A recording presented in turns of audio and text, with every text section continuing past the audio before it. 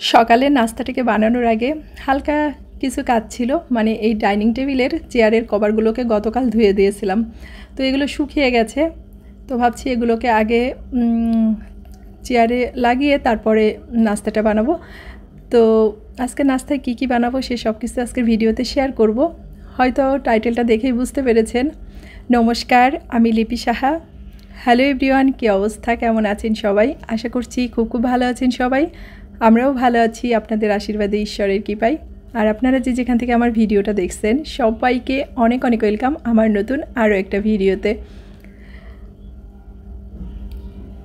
তো কভারগুলোকে লাগিয়ে তারপরে এই টেবিলটাকে একটু মুছে নিলাম।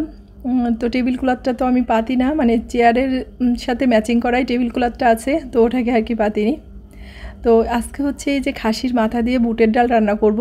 তো খাসির মাথায় তো নানা রকম অর্গান থাকে, তো ওগুলোকে ভালো করে পরিষ্কার করে নিয়েছি গরম জলে, জিহ্বা, তারপরে নানা রকম অংশ থাকে, সব কিছু আর কি চিনি না। তো যেগুলো গরম জলে পরিষ্কার করা সব কিছু একবারে পরিষ্কার করে ধুয়ে মশলাও রেডি করে নিয়েছি। এখন রান্নাটাকে বসিয়ে দেব।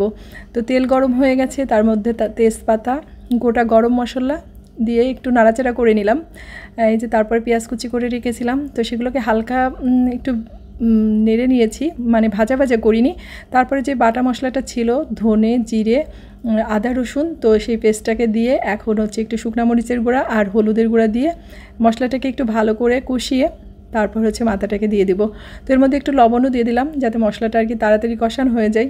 সকালবেলা তো একটু তাড়াহুড়া থাকে অনেক সময় এই ধরনের আইটেমগুলো সকালে নাস্তায় থাকলে।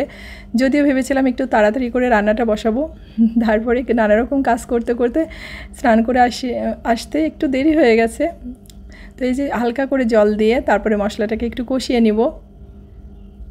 তো এইভাবে বেশ কয়েকবার আমি একটু জল দিয়ে আর ঢাকা দিয়ে মশলাটাকে ভালো করে কষিয়ে নিয়েছি, মানে তেলটা উঠে আসার আগ পর্যন্ত। তারপরে যে মানে মাথাটাকে দিয়ে দিয়েছি। এখন মাথাটার সাথে মশলাটাকে ভালো করে নাড়াচাড়া করে এটাকে আবার এই যে ঢেকে দিব, কোনো জল দিব না, মানে এটা ঢেকে দিলে আর জালটাকে কমিয়ে দিলে অনেকটাই মানে জল বের হয়ে আসবে। তো যেটা বের হয়ে আসবে জলটা, ওটাই আর কি মানে মাংসটা ভালো মতো কষে যাবে। আর স্বপ্নিলকে যখন স্কুলে পাঠিয়েছিলাম সকালবেলা, তো ওই সময় বুটের ডালটাকে একটু ভিজিয়ে রেখেছিলাম।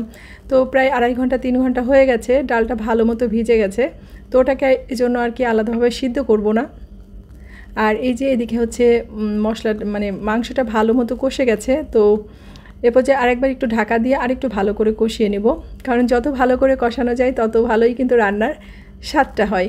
তো দেখেন এই যে এই পর্যায়ে আমার কষানোটা হয়ে গেছে। তো ওই যে ভিজিয়ে রেখেছিলাম যে ডালটা, তো ওই ডালটাকে এখন হচ্ছে এই যে দিয়ে দিলাম মাংসের মধ্যে।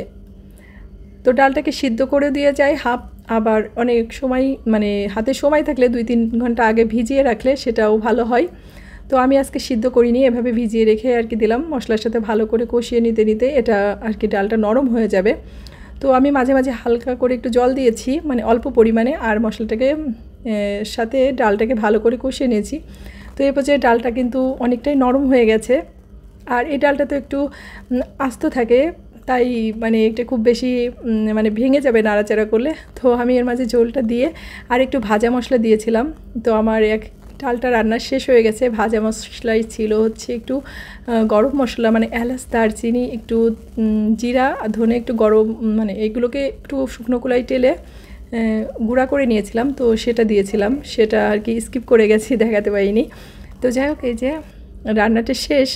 তো এ পর্যায়ে হচ্ছে সবাইকে নাস্তাটা দিয়ে দিব। আর মানে সকালবেলা পরোটা অথবা রুটির সাথে এই খাসির মাথা দিয়ে এই বুটের ডালটা কিন্তু খেতে অসাধারণ লাগে। তো আমি আগে কখনো খেতাম না, এখন বেশ ভালোই লাগে আমার কাছে। তো আজকের ভিডিওটা এ পর্যন্তই। সবাই ভালো থাকবেন, সুস্থ থাকবেন, আর অবশ্যই সাবধানে থাকবেন। ভিডিওটা যদি ভালো লাগে অবশ্যই একটা লাইক কমেন্ট করবেন, বেশি ভালো লাগলে শেয়ার করে দিবেন। তো সবাই ভালো থাকবেন, সুস্থ থাকবেন, দেখা হচ্ছে নেক্সট ভিডিওতে।